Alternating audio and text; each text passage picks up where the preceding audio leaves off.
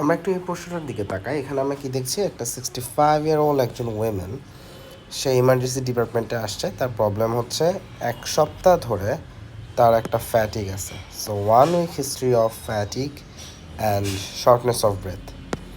Examination unremarkable, এবং particularly আমরা তেমন কোনো ব্লিডিংয়ের বা কোনো সিস্টেমেটিক কোয়ারিতে তেমন কোনো কিছু আসলে পাওয়া যায় না। সো পেশেন্টের একটা শর্ট হিস্ট্রি আমরা আসলে পাচ্ছি। যখন আমরা এক্সামিনেশন করলাম, ইনভেস্টিগেশন করলাম, সেখানে হিমোগ্লোবিন হচ্ছে 82 gram per litre. So definitely there is anaemia.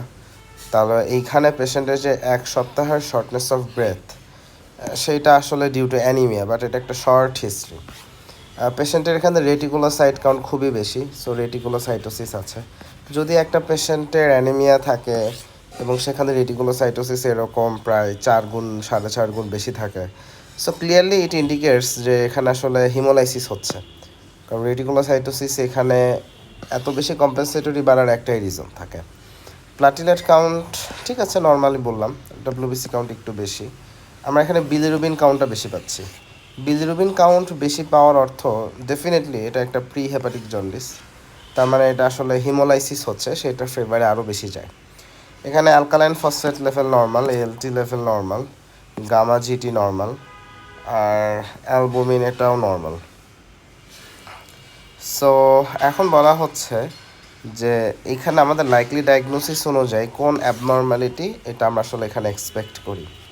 So এখানে আমাদের কাছে মোটা দাগে এটা আসলে ক্লিয়ার যে এটা একটা হিমোলাইটিক অ্যানিমিয়া। কারণ হিমোলাইটিক অ্যানিমিয়া আসলে অনেকভাবে হতে পারে। এটা ইন্ট্রাভাস্কুলার হিমোলাইসিস হতে পারে, এক্সট্রাভাস্কুলার হিমোলাইসিস হতে পারে। সো বোথ ওয়েজই এটা আসলে হওয়া পসিবল, কিন্তু এখানে আমরা খুব বেশি ক্লু পাচ্ছি না। তাহলে আমরা মোটা দাগে ইন্ট্রাভাস্কুলার বা এক্সট্রাভাস্কুলার দুটাই মাথায় রাখি। আমরা অপশনগুলো একটু দেখি, দেখে বেস্ট অ্যান্সারটা আমাদেরকে চুজ করতে হবে। সো একটা বলা হচ্ছে low ADAM TS13 level, low LDH, low haptoglobin, negative DAT. DAT মানে হচ্ছে ডিরেক্ট আমাদের যে অ্যান্টিগ্লোবিউলিন টেস্ট বা কুম টেস্টের আর একটা নাম হচ্ছে DAT. So direct Coombs test আর ডিরেক্ট অ্যান্টিগ্লোবিউলিন টেস্ট একই কথা। আরেকটা কেবল হচ্ছে রেইজড হ্যাপ্টোগ্লোবিন। এখন আমি যদি একটা হিমোলাইটিক অ্যানিমিয়া হিসেবে চিন্তা করি, এখন অ্যাডাম TS13 লেভেলটা আসলে লো, এটা আসলে এখানে এক্সপেক্টেড আমরা এখানে বলবো না। কারণ যদি অ্যাডাম TS13 লেভেলটা আসলে লো হয়, সেটা আসলে থ্রম্বোসাইটোপেনিক পারপিউরার দিকে যায়। এখন এখানে থ্রম্বোসাইটোপেনিক পারপিউরাতে যে ধরনের প্রেজেন্টেশন আসবে, এখানে আমরা এরকম কোনো কিছু পাই নাই। LDH লেভেলটা লো বলা হচ্ছে। এখন যেখানে সেল টার্ন ওভার বেশি, সেখানে LDH লেভেল বেড়ে যায়। সো হিমোলাইসিস হলেও সেখানে LDH বেশি হবে। আরেকটা বলা হচ্ছে লো হ্যাপ্টোগ্লোবিন। এখন কোনো জায়গায় যদি ইন্ট্রাভাস্কুলার হিমোলাইসিস হয়, সেখানে আমরা হ্যাপ্টোগ্লোবিন লেভেলটা লো পাই। সো এটা আমাদের একটা প্রবাবল অ্যান্সার হতে পারে। আমরা পরের অপশনগুলো দেখি। একটা বলছে negative DAT, so direct antiglobulin test বা ডিরেক্ট কুম টেস্ট। এখন আমাদের যদি কোনো একটা patient auto immune haemolytic anaemia হয়ে থাকে, সেখানে আমরা আসলে কুম টেস্ট পজিটিভ পাই। সো এখানে তো আসলে একটা ইন্ট্রাভাস্কুলার হিমোলাইসিস থাকে, এক্সট্রাভাস্কুলার, সেটা আমরা বুঝতে পারতেছি না। বাট আমরা হিমোলাইটিক অ্যানিমিয়া যদি কনসিডার করি, সেখানে অটো ইমিউন হিমোলাইটিক অ্যানিমিয়াও একটা প্রবাবল কজ হতে পারে। সো সেখানে এটা পজিটিভ হওয়াটা উচিত যদি অটো ইমিউন হিমোলাইটিক অ্যানিমিয়া হয়ে থাকে। সো এটাকেও তাহলে নেগেটিভ আমরা জাস্ট স্পেসিফিকভাবে এখানে এক্সক্লুড করতে পারি না। আরেকটা বলা হচ্ছে রেইজড হ্যাপ্টোগ্লোবিন। আসলে যদি হিমোলাইটিক অ্যানিমিয়া হয়, ইন্ট্রাভাস্কুলার হিমোলাইটিক অ্যানিমিয়া হয়, সেখানে হ্যাপ্টোগ্লোবিনটা লো হয়, কারণ এটা কনজিউম হয়ে যায়। বেসিক্যালি ইন্ট্রাভাস্কুলার হিমোলাইসিস যখন হয়, তখন আমাদের যেই আরবিসিগুলো ব্রেকডাউন হয়ে যাচ্ছে, তখন যে হিমোগ্লোবিনগুলো লিবারেটেড হয়ে গেল, এই হিমোগ্লোবিনটা আসলে টক্সিক। এই হিমোগ্লোবিন ফ্রি অবস্থায় থাকলে সেটা টক্সিক আমাদের জন্য। সো আমাদের প্লাজমাতে যেটা হয় সেটা হচ্ছে প্লাজমাতে হ্যাপ্টোগ্লোবিন নামে এক ধরনের বিশেষ গ্লোবিন থাকে। তার কাজই হলো এই ফ্রি হিমোগ্লোবিনের সাথে বাইন্ড করে ফেলা। সো বাইন্ড করলে যেটা হয় সেটা হচ্ছে ফ্রি হিমোগ্লোবিন যেন আর না থাকে, সার্কুলেশনে যত হিমোগ্লোবিন আসবে সে যেন হ্যাপ্টোগ্লোবিনের সাথে বাইন্ড হয়। সো এইটা হলো যেটা হয়, হ্যাপ্টোগ্লোবিন সব কনজিউম হয়ে যাচ্ছে। সো এই জন্য ইন্ট্রাভাস্কুলার হিমোলাইসিস আমরা হ্যাপ্টোগ্লোবিন, ফ্রি হ্যাপ্টোগ্লোবিন আসলে কমে যায়। So this is the thing. তাহলে এখানে আসলে আমাদের কারেক্ট আনসার এটাই হবে। ঠিক আছে, এবার আমরা নেক্সট কোশ্চেনে আসি। এখন বলা হচ্ছে একটা 26-year-old একজন ওয়েমেন, তার সিলিয়াক ডিজিজ ধরা পড়ছে। 1 বছর ধরে তার এটার জন্য ওয়েট লস, ডায়রিয়া আছে, এবং সিলিয়াক ডিজিজের যে ইনভেস্টিগেশন প্রোফাইল হ্যাঁ, টিস্যু ট্রান্সগ্লুটামিনেজ এটাও পজিটিভ আসছে, এবং পেশেন্ট একটা গ্লুটেন ফ্রি ডায়েট সেটাও সে এখন মেনটেন করে। এখন ইনভেস্টিগেশনের পাশাপাশি আমরা দেখলাম যে তার হিমোগ্লোবিন লেভেলটা লো, তার ফেরিটিন লেভেলটাও আমরা এখানে ব্লাড ফিল্ম টেস্ট এগুলো আমরা দেখলাম।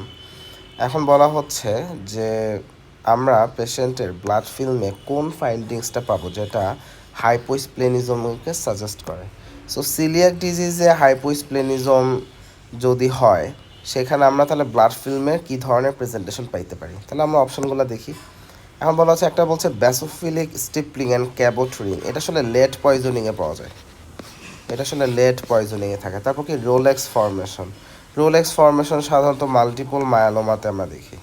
সিস্টোসাইট অ্যান্ড ইউসোনোফিলিয়া, সিস্টোসাইট আমরা আসলে হেরিডিটারি সিস্টোসাইটোসিসে পেতে পারি, সো এটা এখানে খুব বেশি সাজেস্টিভ না।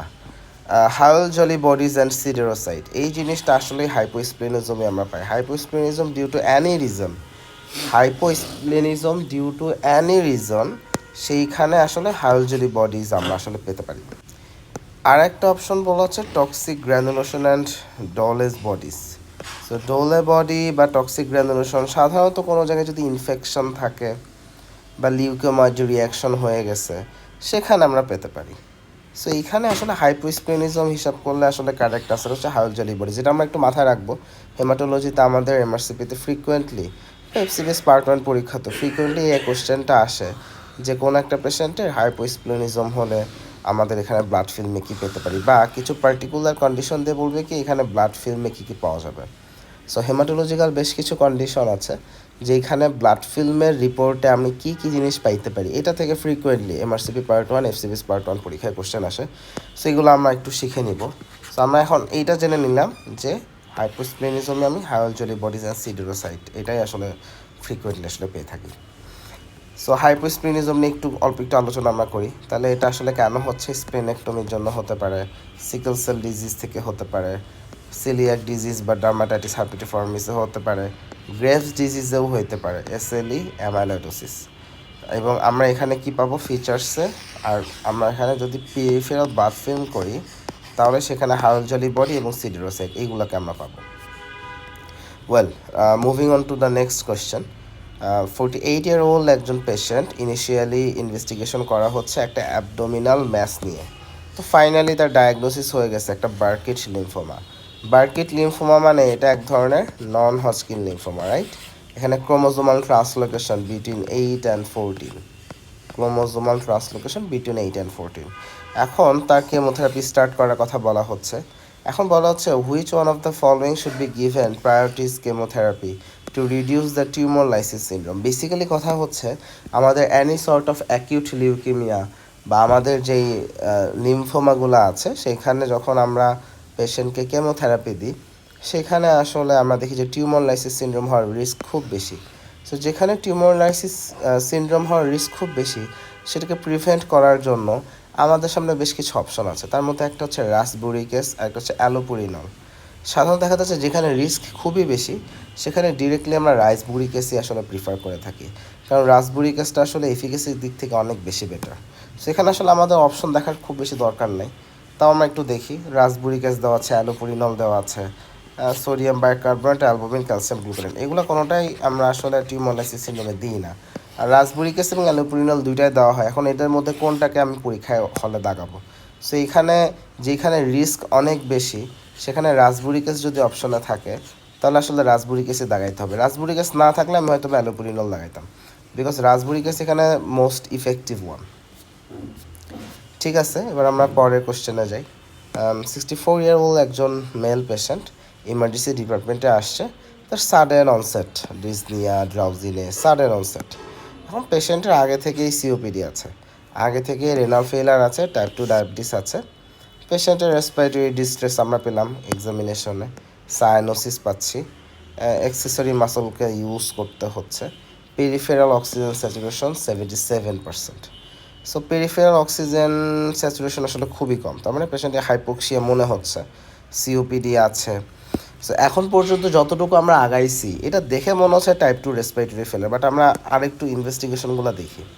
এখন এবিজি করে দেখলাম পেশেন্টের পিএইচ হচ্ছে 7.4, 7.4 হলো তো অ্যাসিডোসিস তো আর হলো না, তাহলে তো টাইপ 2 রেসপিরেটরি ফেইলার হলে তো আসলে অ্যাসিডোসিস সেখানে এক্সপেক্ট করি, তাহলে কিন্তু এটা টাইপ 2 রেসপিরেটরি ফেইলারের পেশেন্ট না আসলে। কারণ টাইপ 2 রেসপিরেটরি ফেইলারের পেশেন্ট হলে পিএইচটা আসলে 7.35-এর নিচে থাকতো। সো এখানে অন্য কোনো একটা ঘটনা, আমরা আগাইতে থাকি। আমরা partial pressure of carbon dioxide 6.5, এটা ঠিক আছে, তার কার্বন ডাইঅক্সাইড রিটেনশন হচ্ছে, এটা clearly due to COPD. Partial pressure of oxygen 12, তাহলে অক্সিজেন তো ভালোই আছে। হিমোগ্লোবিন 10, একটু অ্যানিমিয়া আছে।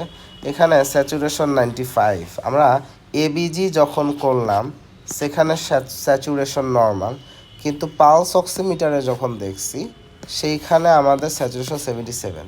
তাহলে এইটা এখানে একটা সিগনিফিক্যান্ট পয়েন্ট যে এবিজিতে স্যাচুরেশন নর্মাল কিন্তু পালস অক্সিমিটারে স্যাচুরেশন লো আসে, সেটার কারণ কি? এখানে এটা মনে করার রিজন নাই যে এখানে মেশিনে ভুল আসছে, আসলে এই ঘটনাটা আমরা একটা জায়গায় পাই, এটা আমরা একটা জায়গায় পাই। আচ্ছা ঠিক আছে, আমরা একটু আগাইতে থাকি। বাইকার্বনেট লেভেল একটু বেশি, সো ডেফিনেটলি এখানে আসলে অ্যাসিডোসিস নাই, তার মানে এটা আসলে টাইপ 2 রেসপিরেটরি ফেইলারের জন্য পেশেন্টের ঘটনা, ব্যাপারটা তা না আসলে। আর ল্যাকটেট লেভেল এটা একটু বেশি, ঠিক আছে। তাহলে what is the likely diagnosis here? So এখানে আমাদের যেটা লাইকলি ডায়াগনোসিস সেটা হলো মেট হিমোগ্লোবিনেমিয়া। সো মেট হিমোগ্লোবিনেমিয়া, এখানে আসলে আমরা এই ঘটনাটা দেখি যে তাদের আসলে চকলেট কালার সায়ানোসিস থাকে, পালস অক্সিমিটারে স্যাচুরেশন লো আসবে, কিন্তু এবিজি করলে দেখবো স্যাচুরেশন আসলে নর্মাল। সো এটা আসলে মেড হিমোগ্লোবিনেমিয়াতে আমরা আসলে দেখি। সো এইখানে মেড হিমোগ্লোবিনেমিয়া যদি হয় সেখানে পেশেন্টের ট্রিটমেন্ট হচ্ছে আইভি রুটে মিথাইলিন ব্লু দিতে হয়। তো মিথাইলিন ব্লু আমাদেরকে দিতে হবে, এটাই হচ্ছে মোস্ট ইফেক্টিভ ট্রিটমেন্ট। তাহলে এবার আমরা একটু মেড হিমোগ্লোবিনেমিয়া নিয়ে অল্প একটু দেখি। সো মেড হিমোগ্লোবিনেমিয়া জিনিসটা কি? আমাদের হিমোগ্লোবিনের যে আয়রন আছে সে আয়রনটা অক্সিডাইজড হয়ে ফেরাস থেকে ফেরিক ফরম্যাটে চলে গেছে। এখন যদি ফেরাস থেকে সেটা ফেরিক ফরম্যাটে চলে যায়, সমস্যা হচ্ছে এইটা অক্সিজেনকে তখন আর বাইন্ড করতে পারে না। So actually tissue hypoxia develop করে, কারণ আমাদের এই ফেরিক আয়ন এইটা আসলে অক্সিজেনকে ক্যারি করতে পারে না। সো এইখানে অক্সিজেন ডিসোসিয়েশন কার্ভটা লেফট সাইডে আসলে শিফট করে। তাহলে এইখানে এই যে আমাদের অক্সিডেশনটা হচ্ছে, এটা নর্মালি কিন্তু হওয়ার কথা না, নর্মালি এটা ফেরাস ফর্মে থাকার কথা। কিভাবে এটা ফেরাস ফর্মেটে থাকে? এখানে আমাদের এনএডিএইচ, হ্যাঁ, মিথ হিমোগ্লোবিন রিডাক্টেজ নামে একটা এনজাইম থাকে যে এটাকে রিডিউসড ফর্মে রাখার চেষ্টা করে, কিন্তু সামহাও এটার একটা ডেফিসিয়েন্সি হতে পারে, অথবা অন্য কোনো একটা পয়জনিং কেস বা আদার কোনো রিজন থাকতে পারে। সেইখান থেকে দেখা যাচ্ছে এটার অক্সিডাইজড ফর্ম যদি ডেভেলপড হয়ে যায়, সেখানে আমরা এই মেড হিমোগ্লোবিনেমিয়া পেতে পারি। সো এটার পেছনে কারণ কি? কনজেনিটাল কারণ হচ্ছে আমাদের কিছু হিমোগ্লোবিনের ভ্যারিয়েন্ট আছে, হিমোগ্লোবিন এম বা হিমোগ্লোবিন এইচ। আর একটা হচ্ছে আমরা একটু আগে যেটা বললাম যে এনএডিএইচ, মেড হিমোগ্লোবিন রিডাক্টেজ, এই এনজাইমটা যদি ডেফিসিয়েন্সি থাকে। আর একটা হচ্ছে অ্যাকোয়ার্ড কজ, আমরা অ্যাকোয়ার্ড কজটা আসলে বেশি দেখি যে কিছু পার্টিকুলার ড্রাগ আছে, সেই ড্রাগের কারণে এই কাজটা বেশি হয়। সো সালফোনামাইড গ্রুপের যে ড্রাগগুলো আছে, নাইট্রেট গ্রুপের যে ড্রাগগুলো আছে, ড্যাপসন, সোডিয়াম নাইট্রোপ্রোসাইড, প্রিমাকুইন, এই ড্রাগগুলো ইউজ করলে সেখানে আসলে দের ইজ হাই রিস্ক। এর পাশাপাশি অ্যানিলিন ডাই এক ধরনের কেমিক্যাল, সেটার এক্সপোজার থেকেও এটা হতে পারে। সো পেশেন্টের মেড হিমোগ্লোবিনেমিয়া যদি হয়, সেখানে পেশেন্টের ক্লিনিক্যাল প্রেজেন্টেশন কী আসবে? সো আমরা চকলেট সায়ানোসিস দেখবো, হেডেক, অ্যাংজাইটি, হ্যাঁ, ডিজনিয়া, এইগুলো থাকবে। এবং পেশেন্টের অ্যাসিডোসিস হতে পারে, অ্যারিথমিয়া হতে পারে, সিজার, কোমা থাকতে পারে। এটা যে সবসময় থাকবে ব্যাপারটা ম্যান্ডেটরি না, এটা সিভিয়ার কেসে। এবং পেশেন্টের normal partial pressure of oxygen, কিন্তু অক্সিজেন স্যাচুরেশন কম, যেটা আমরা একটু আগে দেখলাম, তাই না? যে এবিজি করলে partial pressure of oxygen normal, কিন্তু এইদিকে স্যাচুরেশন এদিকে ফল করছে। এখন ম্যানেজমেন্ট কি? ম্যানেজমেন্ট হচ্ছে যদি এনএডিএইচ মিথ হিমোগ্লোবিনেমিয়া যদি রিডাক্টেজ ডিফিসিয়েন্সি থাকে, সেখানে পেশেন্টের ট্রিটমেন্ট হচ্ছে অ্যাসকর্বিক অ্যাসিড। আর ফর অ্যাকিউট পয়জনিং আমরা আসলে আইভি রুটে মিথেলিন ব্লু আসলে দেবো, এটা একটা নাম আছে। আইভি রুটে আমরা কি দিচ্ছি? মিথাইল থাইনোনিয়াম ক্লোরাইড, মিথিলিন ব্লুটা মাথায় রাখলেই হবে। সো এই গেল হচ্ছে আমাদের কোশ্চেনের অ্যান্সার। ঠিক আছে, এবার আমরা পরের কোশ্চেনে যাই। সো একটা 65-year-old একজন ম্যান, সে ইমার্জেন্সি ডিপার্টমেন্টে আসছে। তার প্রবলেম হচ্ছে 7 দিন ধরে তার ফিভার আছে, ফ্যাটিগ আছে, অ্যাপেটাইট কমে গেছে। এটা একটা 7 দিনের হিস্ট্রি। এক্সামিনেশনে আমরা তাকে পেল পাচ্ছি, তার হার্ট রেট একটু বেশি, বিপি ফল করছে। 90/60 নিচে, তার মানে haemodynamically patient unstable. Chest sound clear, saturation কম, হার্ট সাউন্ড নর্মাল, তার মানে আমাদের স্যাচুরেশনটা low. There is no palpable organomegaly or guarding. ঠিক আছে, এখন আমরা ল্যাব টেস্ট করি। ল্যাব টেস্টে হিমোগ্লোবিন 130 গ্রাম পার লিটার, প্লাটিলেটটা বেশি, ডাব্লিউবিসি কাউন্ট 50,000, আর নিউট্রোফিল কাউন্টও অনেক বেশি। তাহলে এইখানে পেশেন্টের স্লাইট অ্যানিমিয়া আছে, যে প্লাটিলেট কাউন্ট অনেক বেশি, ডাব্লিউবিসি কাউন্ট অনেক বেশি, কিন্তু আবার লিউকেমিয়ার দিকে যাচ্ছে কি না। লিউকেমিয়ার দিকে গেলে হিস্ট্রিটা আরেকটু লম্বা হিস্ট্রি হতো। পেশেন্টের অর্গানোমেগালি আমরা লিউকেমিয়াতে এক্সপেক্ট করি, অ্যাটলিস্ট স্প্লেনোমেগালি থাকবে বা হেপাটোস্প্লেনোমেগালি অনেক জায়গায় থাকে, এরকম কোনো কিছু না। এবার সবচেয়ে বড় কথা হচ্ছে এটা 7 দিনের একটা হিস্ট্রি, এবং পেশেন্টের আমরা এখন যে ফাইন্ডিংসগুলো পাচ্ছি, এখন 7 দিনের হিস্ট্রিতে লিউকেমিয়াটা খুব আনলাইকলি। আবার এখানে ডাব্লিউবিসি কাউন্ট হচ্ছে 50,000, লিউকেমিয়াতে আমরা আরেকটু বেশি এক্সপেক্ট করি। এখন এখানে আমরা পরে ইনফরমেশন দেখি, লিউকোসাইট অ্যালকালাইন ফসফেটেস বা যেটাকে আমরা এলএপি বলি, ল্যাপ, এটা এখানে রেইজড। এটা আসলে ক্লিয়ার করে দিল ডায়াগনোসিসটা কি। সেটা কি, আমি আসলে এখানে তো বারবার খুঁজতেছি যেটা লিউকেমিয়ার সাথে যায় কিনা, যেহেতু ডাব্লিউবিসি কাউন্ট বেশি, কিন্তু হিস্ট্রিতে আমাকে যেটা আটকাচ্ছিল সেটা 7 দিনের হিস্ট্রি। লিউকেমিয়াতে আমরা একটু লং হিস্ট্রি এক্সপেক্ট করি। ঝামেলা হলো যে এখানে তার একটা কনফিউশন থাকে, কিন্তু যখন আমি ল্যাব লেভেলটা দেখলাম লিউকোসাইট অ্যালকালাইন ফসফেটেস, তখন আমার কনফিউশনটা চলে গেল। কেন?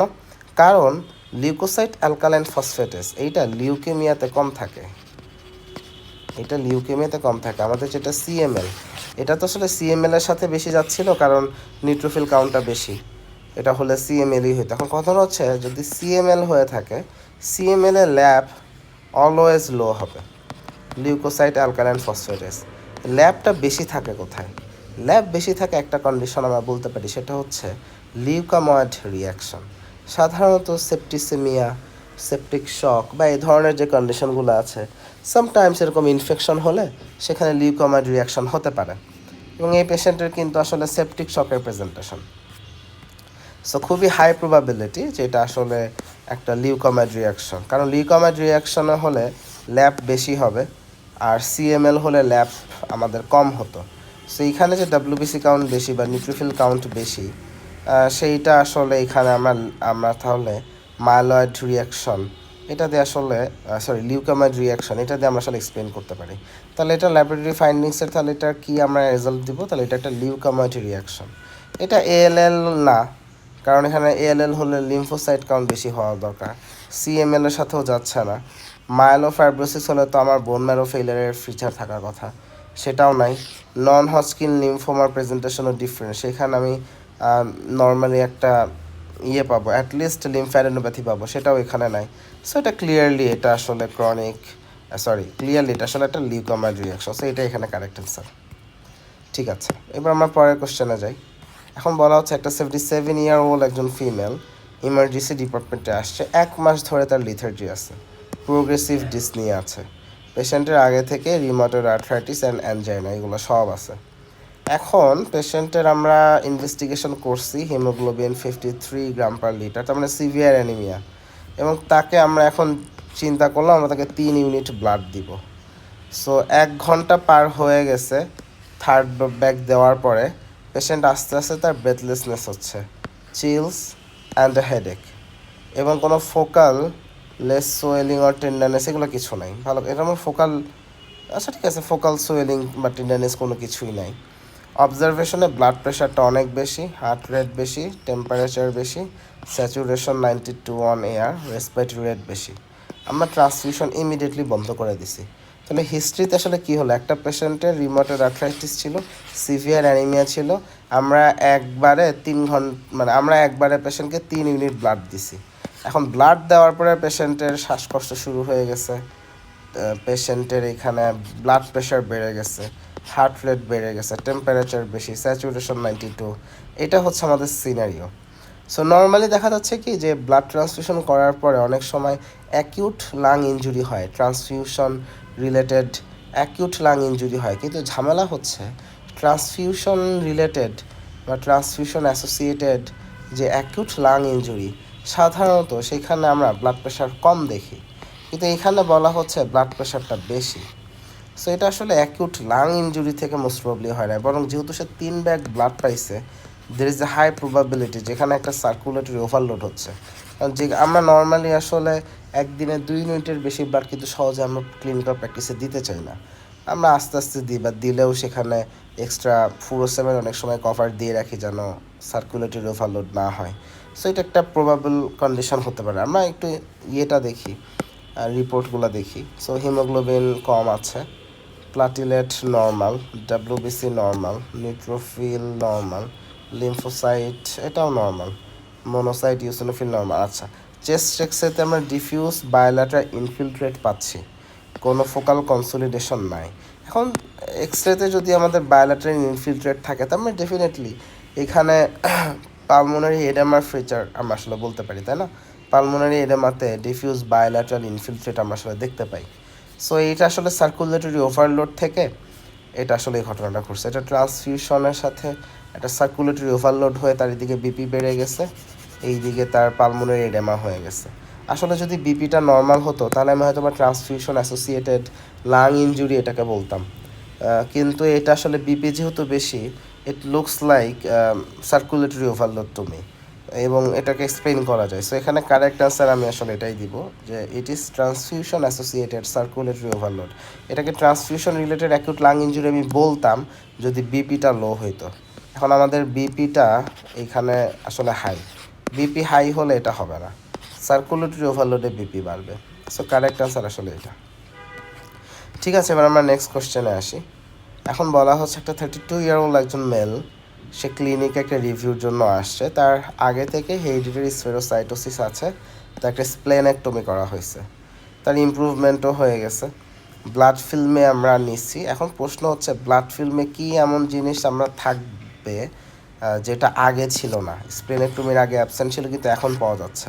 সো স্প্লেনেক্টমিতে আমরা আসলে কী পাই, তাই না? তাহলে স্প্লেনেক্টমি হলে হাউলজলি বডিজ থাকবে, এটা আমরা প্রিভিয়াসলি আলোচনা করে ফেলছি। সো এখানে আর সেম কোশ্চেন এটা। আচ্ছা, এরপরের কোশ্চেন আসি। 31-year-old একজন ওয়েমেন, হ্যাঁ, 25 উইক প্রেগন্যান্ট। সে তার হাজব্যান্ডের সাথে সে ইমার্জেন্সি ডিপার্টমেন্টে আসছে, তার হাজব্যান্ডই তাকে নিয়ে আসছে অ্যাকচুয়ালি। সো লাস্ট 2 days সে আসলে খুবই কনফিউজড, টেম্পারেচারও বেশি, ব্লাড প্রেশারটা একটু কম, ব্লাড টেস্টে হিমোগ্লোবিন 8.3, প্লাটিলেটও লো, ডাব্লিউবিসি একটু বেশি। তাহলে তার অ্যানিমিয়া আছে, থ্রম্বোসাইটোপেনিয়া আছে, ডাব্লিউবিসি কাউন্ট বেশি। আমরা যখন ব্লাড ফিল্ম দেখছি সেখানে ফ্র্যাগমেন্টেড রেড সেল পেলাম, তার মানে আমাদের হিমোলাইসিস হচ্ছে।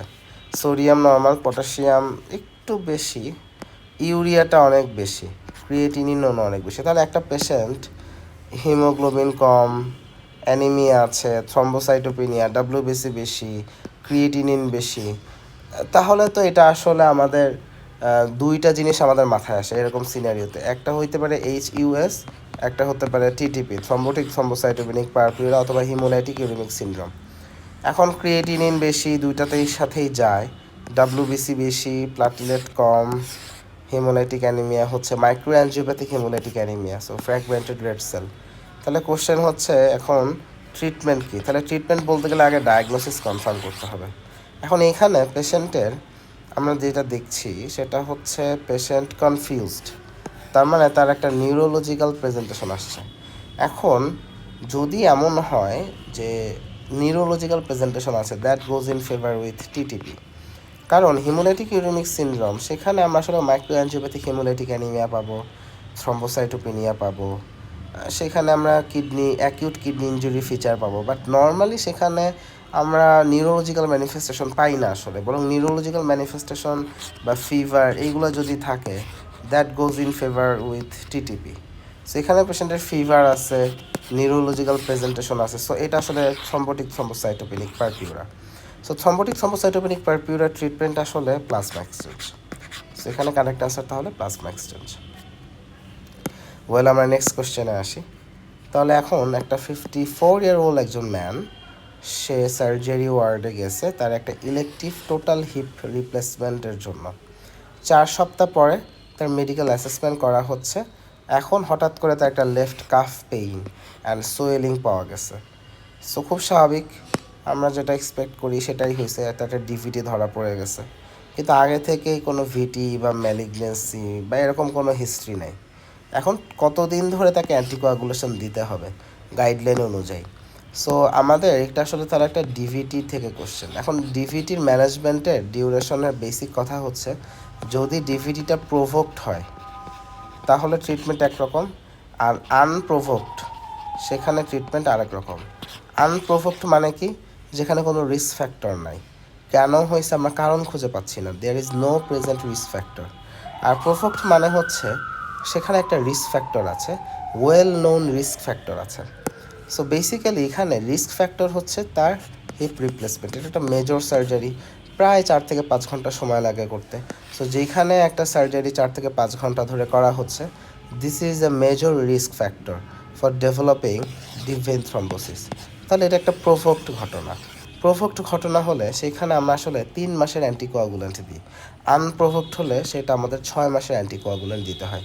সো এটা আসলে একটা টিপিক্যাল কোশ্চেন, এমআরসিবি পার্ট 1, তারপরে এফসিপিএস পার্ট 1। ইভেন আমার নিজের এমআরসিবি পেসেস পরীক্ষাতেও আমাকে এটা ক্রসিংয়ে আমাকে জিজ্ঞাসা করছিল। আমার পেসেসে আমাদের 2টা লং কেস থাকে। একটা লং কেস ছিল হচ্ছে আমার পালমোনারি এম্বোলিজম থেকে ডিভিটি হয়ে ডিভিটি থেকে পালমোনারি এম্বোলিজম হয়েছে।